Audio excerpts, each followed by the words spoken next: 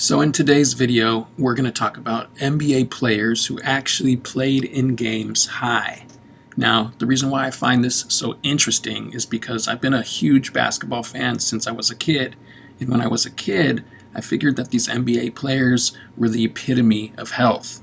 I figured these guys exercised all the time. I figured they ate nothing but the best of foods. And nowhere in my 12-year-old mind did I think that NBA players actually drank and smoked and did drugs and could do that and play professional basketball. Now, that way of thinking did start to change a little bit when in 2008, this video of the USA team eating Wendy's at a gas station Wendy's came out after Chris Bosh recorded it. And I was super surprised. I didn't think the best athletes in the world were at a gas station eating Wendy's. Now, nothing against Wendy's. I eat it here and there, but I kind of got a rule where I'm not eating gas station food. Now, certain gas stations, they can get away with selling some food, but look at this spot. It's a gas station Wendy's, and I'm going in there and I'm getting a bag of chips and a Gatorade and calling it a day. These dudes are grubbing down on some hardcore Wendy's. And this was my first sign that basketball players are not the epitome of health that I thought they were. So in this video, we'll go over a couple players who actually drank or smoked or actually popped pills before they played in NBA games. To start off, we'll start off with something light, something you probably already know, and that's Ron Artest used to drink Hennessy at halftime during his games. In an interview, he said he drank Hennessy during halftime and he kept it in his locker. He also said that when he was a 19-year-old father and he was a single pimp and he liked to party, which included a lot of marijuana and a lot of alcohol. Next up, I'd like to briefly mention Robert Swift.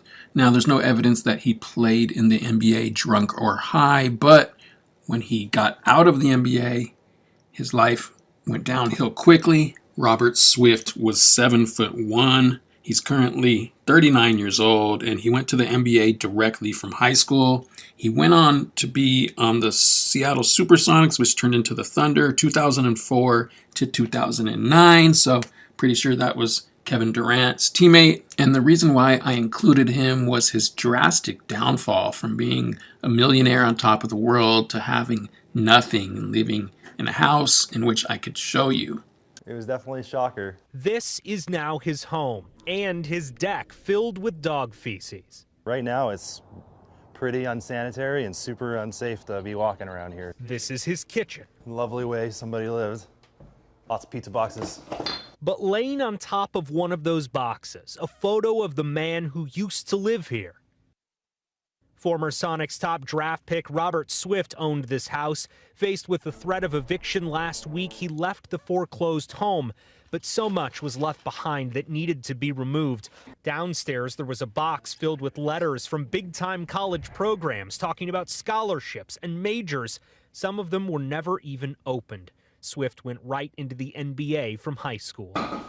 The couple also found knives and other weapons around the house. There's guns everywhere. And they were apparently used downstairs. It's almost like a body torso that they were shooting. Moving on to a more successful basketball player and a bigger story in which a lot of you have probably heard about, Chris Herren.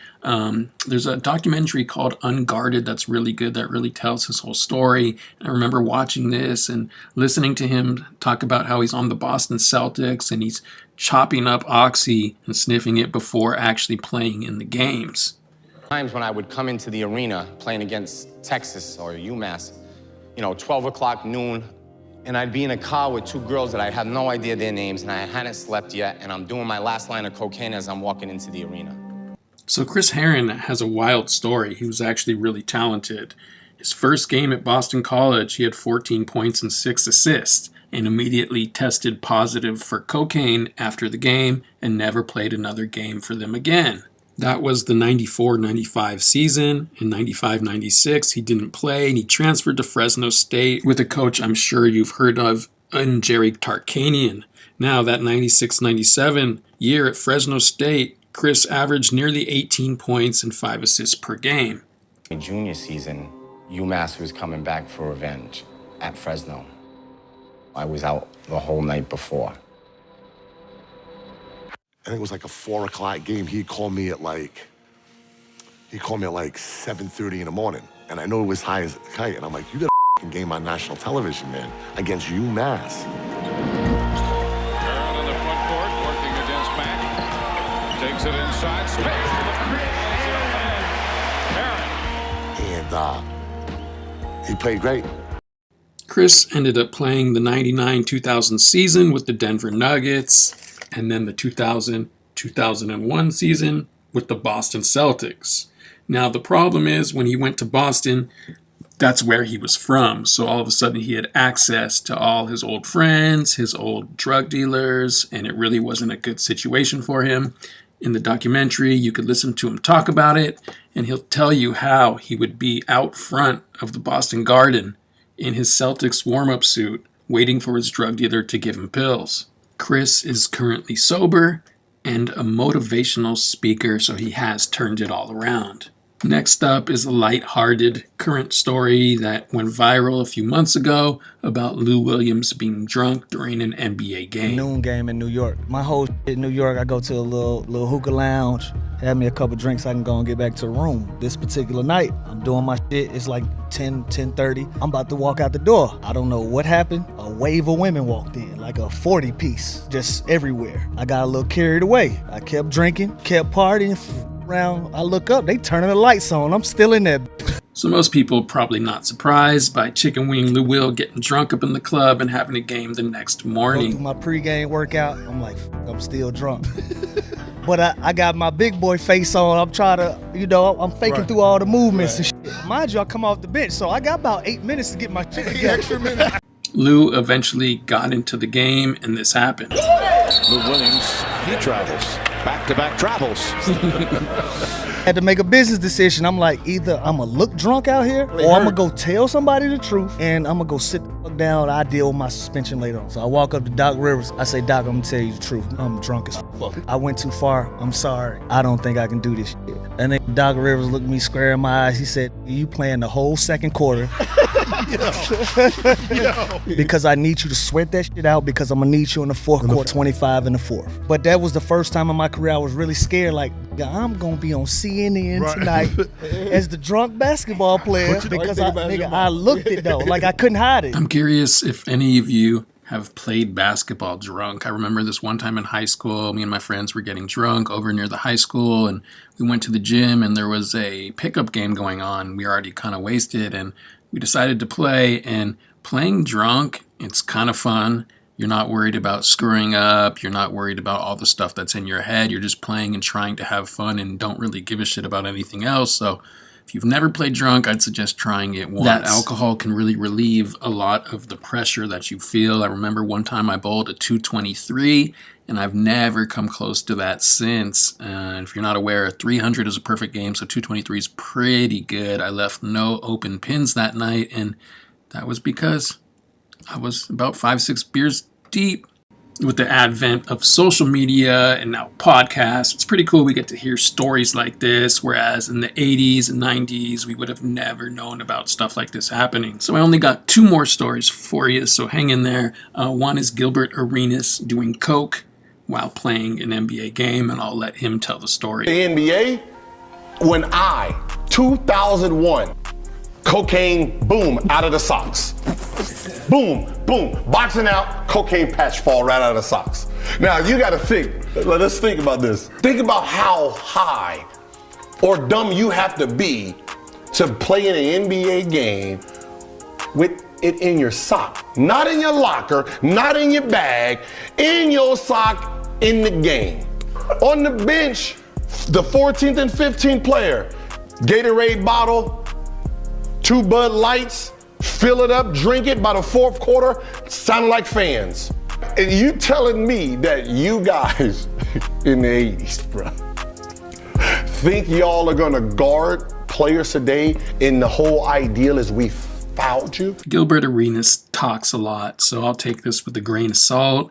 In today's NBA, if a bag of cocaine popped out of your sock onto the floor, someone on social media would have caught it and posted it up so everyone would know about it. And as far as the bench players putting beer into their Gatorade, Pretty sure that's not happening in today's game. Maybe it happened back in the day, but I'm still not really believing this story. The last story is someone who was most recently in the NBA, Willie Cauley-Stein, and I was unaware of this, but it looks like that he was on fentanyl. Willie Cauley-Stein played 9 years in the NBA. He broke in the 2015-2016 season with Sacramento, played 4 years with Sac, a year with Golden State, and then 3 years with Dallas and 1 with Philadelphia back in 2021-22.